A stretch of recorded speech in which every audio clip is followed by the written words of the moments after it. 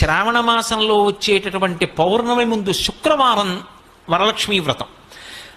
ఆ రోజు తిథితో సంబంధం లేదు, వారంతో సంబంధం. ఏ తిథి ఉంది, ద్వాదశి ఉందా, త్రయోదశి ఉందా, చతుర్దశి ఉందా, లేకపోతే ఏకాదశి ఉందా, పంచముందా, సప్తముందాతో సంబంధం లేదు.